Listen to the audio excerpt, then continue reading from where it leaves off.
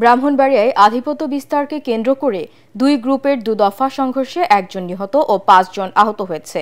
জেলা শহরের কান্দিপাড়া এলাকায় সন্ত্রাসীদের গুলিতে সাদ্দাম মিয়া নামের এক যুবক নিহত হয়েছেন।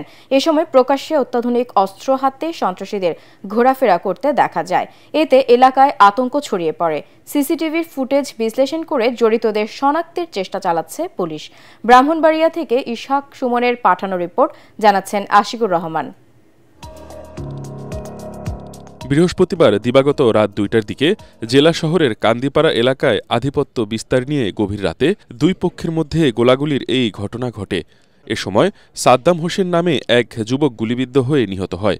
সিসিটিভির ফুটেজে প্রকাশ্যে অস্ত্র হাতে সন্ত্রাসীদের ঘোরাফেরা করতে দেখা যায়। এ সময় এলাকায় আতঙ্ক ছড়িয়ে পড়ে।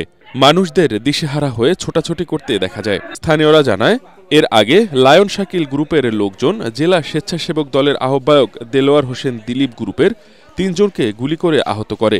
এ নিয়ে এলাকায় উত্তেজনা চলছিল। মধ্যরাতে দিলীপ তার সহযোগীরা তাদের অনুসারী সাদ্দামকে ঘর থেকে ডেকে নিয়ে যায়। পরে সাদ্দামকে গুলিবিদ্ধ অবস্থায় উদ্ধার করে জেলা সদর হাসপাতালে নেওয়া হলে কর্তব্যরত চিকিৎসক মৃত ঘোষণা করেন।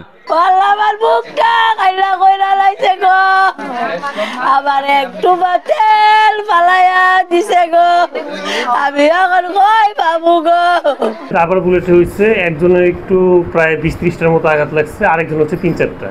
দুজনকে আমরা ভর্তি দিচ্ছি, আর পরটা দেখা যাবে। ঠিক আছে। মোনালিসা হেভি ফ্লো ১৫ পিস প্যাকেটের সাথে ৮ পিসের একটি প্যাকেট একদম ফ্রি। পুলিশ জানায়, এরই মধ্যে এই ঘটনার তদন্ত শুরু হয়েছে।